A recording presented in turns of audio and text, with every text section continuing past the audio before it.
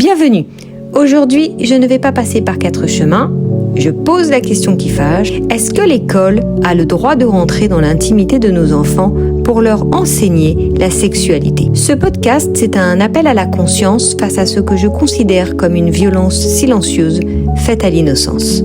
On nous parle de progrès, de prévention, mais moi je vous parle de respect, de pudeur et du rôle irremplaçable des parents.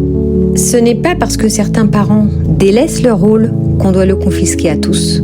Ce n'est pas parce que certaines familles n'ont pas les mots que l'on doit imposer un discours unique dans toutes les maisons. Et ce n'est certainement pas à l'école de se faire le grand sauveur des consciences.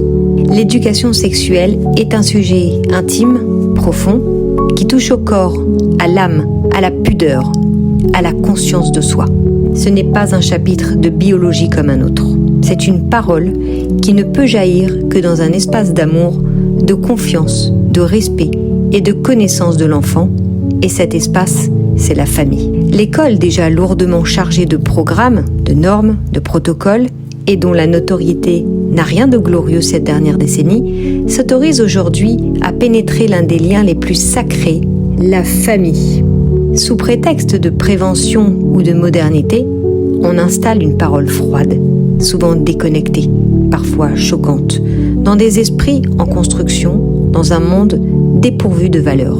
Mais quel est le but? On veut leur parler du corps, mais on ne connaît rien de leur cœur. On leur parle de désir, mais on ignore leur histoire. On leur parle d'intimité, sans leur avoir jamais donné la sécurité nécessaire pour l'entendre. Parler d'éducation sexuelle à un enfant de 3 ans, rien que l'idée, c'est déjà une gifle à son innocence. À cet âge, il n'a pas les mots, il n'a pas la place en lui pour accueillir ce genre de sujet. Et je vais aller encore plus loin dans ce raisonnement.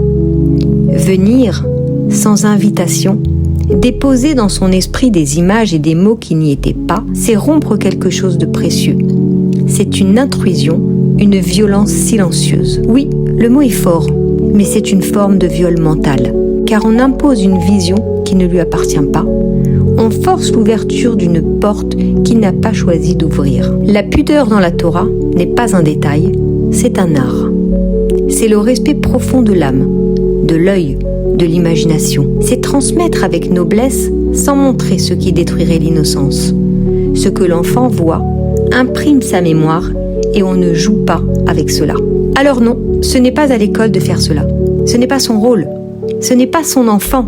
L'école peut accompagner, certes, c'est-à-dire qu'elle peut informer les parents, leur donner des outils, proposer un cadre s'ils le souhaitent. Mais elle ne peut en aucun cas remplacer les parents. Car à ce moment-là, ce n'est plus de pédagogie qu'il s'agit, mais d'ingérence. L'ingérence dans ce qu'il reste de plus humain, de plus précieux, la transmission, ce que la société vous a déjà volé, le respect, les valeurs, la parole. Voilà qu'on nous arrache maintenant le droit de parler nous-mêmes à nos enfants de la vie. De la vie dans ce qu'elle a de plus intime, de plus fragile, de plus sacré. Et il ne s'agit pas de tabou, il ne s'agit pas de cacher, il s'agit de respect. Le respect de chaque foyer, de chaque culture, de chaque sensibilité. Il s'agit de reconnaître le parent comme premier éducateur et de lui rendre ce qui lui appartient. L'éducation sexuelle n'est pas un programme à diffuser. C'est un lien à construire.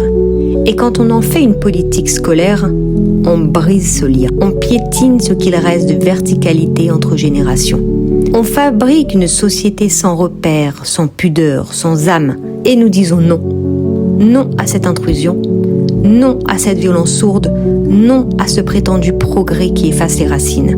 Il est temps que les parents se lèvent. Il est temps de reprendre notre vie en main. Il est temps de redire avec fermeté « Nos enfants ne vous appartiennent pas ». Au final, ce n'est pas compliqué. L'école instruit, mais c'est nous les parents qui aimons et qui élevons. Ne laissez personne vous voler ce rôle. Ne laissez personne entrer par effraction dans la conscience de vos enfants. Protégez leur innocence, car une fois brisée, elle ne revient jamais.